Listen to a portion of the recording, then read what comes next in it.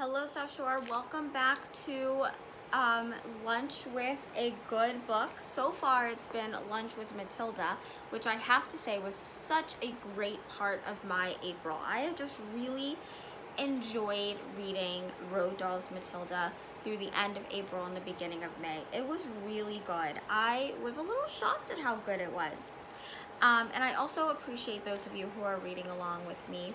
I know not everybody wants to read a novel, but a lot of you have been tuning in, and a lot of you voted too. So you had the choice of voting between three different books. Another Roald Dahl adventure called James and the Giant Peach, which is definitely on my reading list. Harry Potter, the very first one, Harry Potter and the Sorcerer's Stone, or The Wizard of Oz. Now, I was kind of shocked about the winner. Are you ready? Drum roll, please. The winner is The Wizard of Oz. I'm very excited that we're going to be reading this book, although a little sad that we're not reading either of these. Now, if you voted for Harry Potter, which quite a few of you didn't, you came in second, maybe we'll read that next.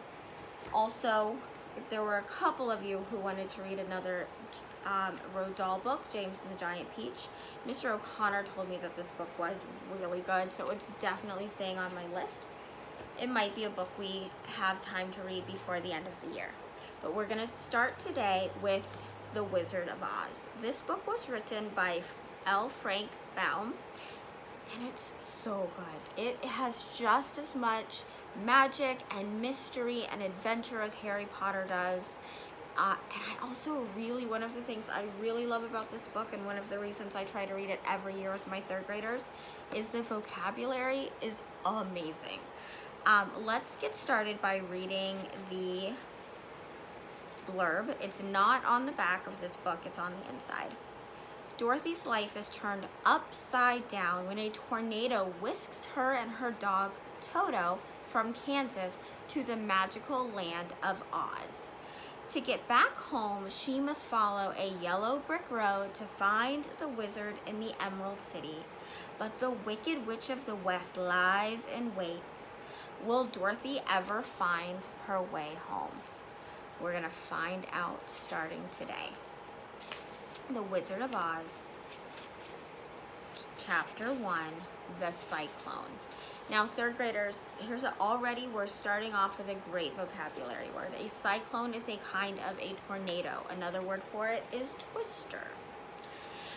Dorothy lived in the midst of the great Kansas prairies with Uncle Henry, who was a farmer, and Aunt Elm, who was the farmer's wife.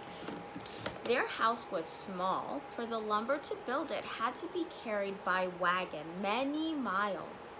There were 4 walls, a floor, and a roof, which made one room, and this room contained a rusty-looking cooking stove, a cupboard for the dishes, a table, 3 or 4 chairs, and the beds. This really small home is already triggering Matilda. I'm thinking about Miss Honey's really small home. A prairie, third graders, is a large stretch of land that has a lot of grass, but not a lot of trees. That's why this home is so small, because getting the lumber or the wood to build it would be really hard. It would have to be transported in. Uncle Henry and Aunt Em had a big bed in one corner, and Dorothy a little bed in another corner.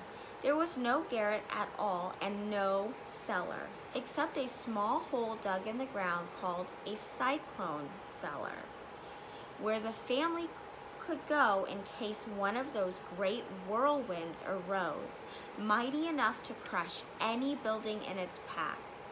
It was reached by a trap door in the middle of the floor, from which a ladder led down into the small, dark hole. When Dorothy stood in the doorway and looked around, she could see nothing but the great gray prairie on every side. Not a tree nor a house broke the broad sweep of the country that reached to the edge of the sky in all directions. The sun had baked the plowed land into a gray mass, with little cracks running through it. Even the grass was not green, for the sun had burned the tops of the long blades until they were the same gray color to be seen everywhere. Once the house had been painted, but the sun blistered the paint and the rains washed it away, and now the house was as dull and gray as everything else. So third graders, I am not getting a lot of color in my visualization. I'm seeing something all the same color, just making me feel kind of depressed or bleak. Not very Pacific Northwesty for sure. When Aunt Em came there to live, she was a young, pretty wife. The sun and wind had changed her too. They had taken the sparkle from her eyes and left them a sober gray. They had taken the red from her cheeks and lips, and they were gray also. She was thin and gaunt and never smiled now.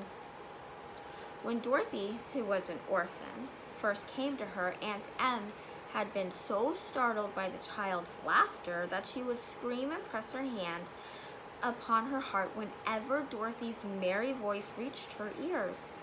And she still looked at the little girl with wonder that she could find anything to laugh at. Third graders, an orphan is somebody who both their mother and their father are deceased or they've passed away. Uncle Henry never laughed. He worked hard from morning till night and did not know what joy was. He was gray also, from his long beard to his rough boots, and he looked stern and solemn and rarely spoke. It was Toto that made Dorothy laugh and saved her from growing as gray as her other surroundings. Toto was not gray.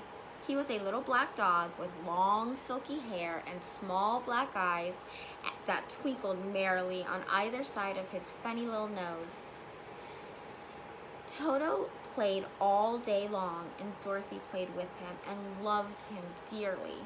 Today, however, they were not playing.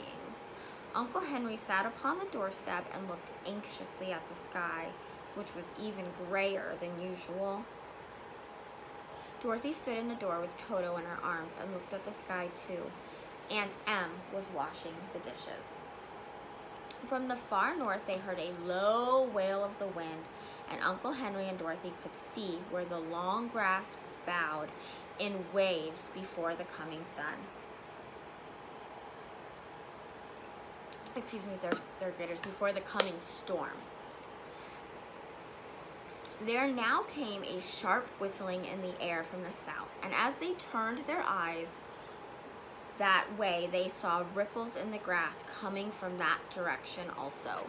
Third graders, can you make a prediction about what they're seeing? They're seeing lots of wind in the background. They're seeing it says ripples in the grass, so the grass is moving. What do you think might be coming? Think about the title of the chapter. Suddenly, Uncle Henry stood up. "There's a cyclone coming, Em," he called to his wife. "I'll look after the stock."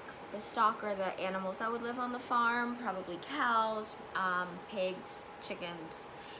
Then he ran towards the sheds where the cows and horses were kept. Aunt Em dropped her work and came to the door. One glance told her of the danger close at hand. "Quick, Dorothy," she screamed. "Run for the cellar." Toto jumped out of Dorothy's arms and hid under the bed. The girls started to get him. Aunt Em, badly frightened, threw open the trap door in the floor and climbed down the ladder into the small dark hole. Dorothy caught Toto at last and started to follow her aunt. When she was halfway across the room, there came a great shriek from the wind, and the house shook so hard that she lost her footing and sat down suddenly upon the floor. A strange thing had happened. The house turned around 2 or 3 times and rose slowly through the air. Dorothy felt as if she were going up in a balloon. The north and south winds met where the house stood and made it the exact center of the cyclone. In the middle of a cyclone, the air is generally still, but the great pressure of the wind on every side of the house, raised it up higher and higher until it was at the very top of the cyclone. And there it remained and was carried miles and miles as easily as you could carry a feather. So third graders, what's happening right now is Uncle Henry knew a cyclone was coming. He ran to get the livestock. Aunt Em ran under the house in what is a storm cellar, which is where you go to protect yourself. But Dorothy, in running to get Toto, didn't quite make it into the cellar.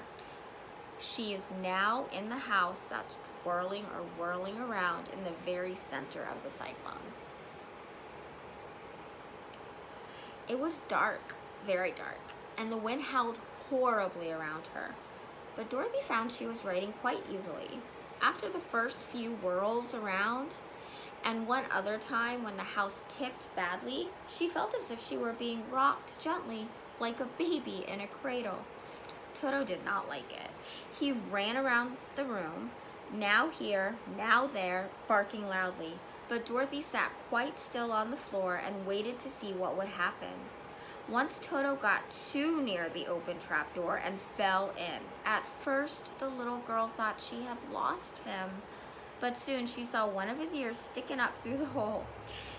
For the strong pressure of the air was keeping him up so he would not fall.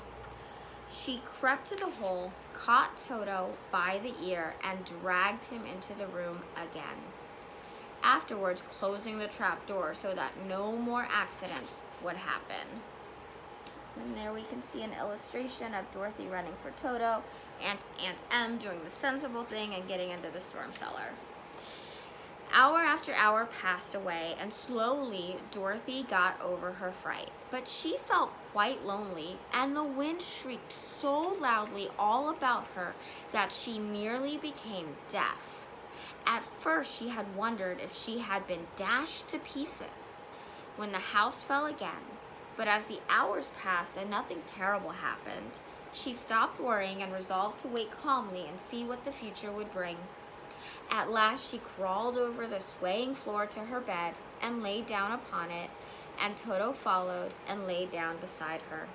In spite of the swaying of the house, the wailing of the wind, Dorothy soon closed her eyes and fell fast asleep.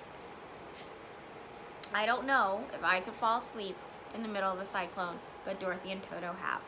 And tomorrow, meet me back here. We will read chapter 2 called The Council of the Munchkins. All right, third graders, thanks so much for joining me for another book.